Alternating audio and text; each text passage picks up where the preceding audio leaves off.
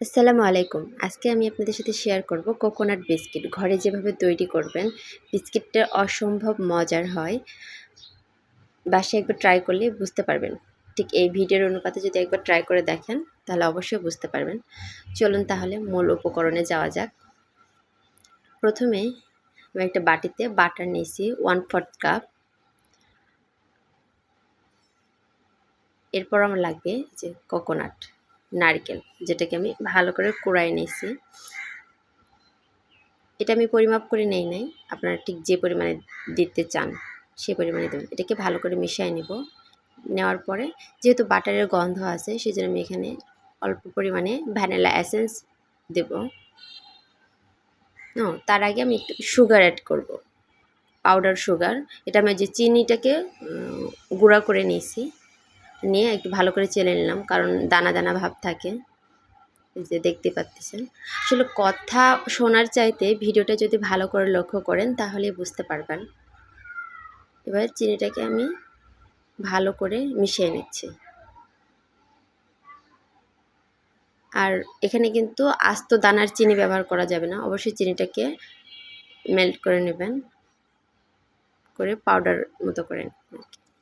এবার দিয়ে দিলাম ভ্যানিলা এসেন্স, দিয়ে পুনরায় এটাকে ভালো করে মিশিয়ে নিব। এটা মিশানো পরে আমি এখানে ময়দা অ্যাড করব। ময়দাটাকেও কিন্তু ভালো করে চালিয়ে নিয়ে এখানে দেব।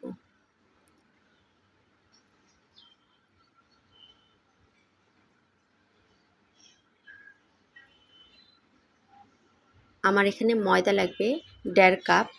আমি একটু একটু করে অ্যাড করে একটা মোটামুটি শক্ত ডোয়ের মতো তৈরি করব। খুব বেশি নরম করব না, কারণ এটাকে আমি বেলে নিব।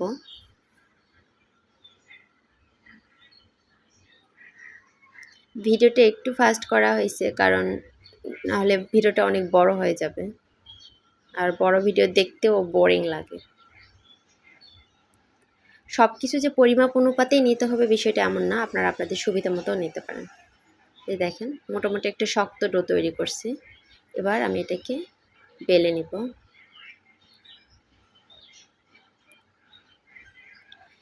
বেলানোর সময় কিন্তু এখানে কোনো ওই যে পাউডার সুগার বা ময়দা কোনো কিছু অ্যাড করতে হবে না। এপাশ ওপাশ থেকে একটু চেপে নেবেন, তাহলে হয়ে যাবে। আর আমি এখানে একটু কুকি কাটারের সাহায্যে বেলে নেব।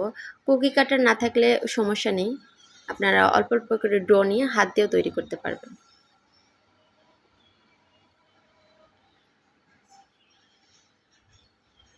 আমি এভাবেই কিন্তু সবগুলো তৈরি করব। এই যে একটা ট্রেতে আমি বেকিং পেপার বিছিয়ে নিয়েছি, এবার ছুরির সাহায্যে উঠে নিচ্ছি। যেহেতু এমনি উঠালে ভেঙে যাবে, ভেঙে যাওয়ার একটা সম্ভাবনা থাকে, এই জন্য যেহেতু নরম জিনিস আলতো করে ছুরির সাহায্যে সব উঠে নিলাম। এভাবে কিন্তু আমি সব তৈরি করব। আর এভাবে অল্প অল্প করে নিয়ে ঠিক হাতের চাপ দিয়েও তৈরি করতে পারবেন। আর কুকি কাটারের বিভিন্ন শেপ আপনারা তৈরি করতে পারেন। এই যে সবগুলো আমার করা শেষ অফ ক্যামেরাতে আর কি। এটা হচ্ছে বেকিং করার পরের ভিডিও। আমি এটাকে বেক করতে দিয়েছিলাম 12 মিনিটের জন্য। আপনারা যদি চুলায় বেক করে থাকেন তাহলে 15 থেকে 20 মিনিট বেক করবেন। ওভেন থেকে বের করে যখন ঠান্ডা হয়েছে তখন কিন্তু দেখাচ্ছি। বিস্কিটটা কিন্তু অসম্ভব মজার। অবশ্যই বাসায় একবার ট্রাই করবেন। আর আমার ভিডিওটি যদি ভালো লাগে থাকে তাহলে অবশ্যই আমার চ্যানেলটি সাবস্ক্রাইব করবেন।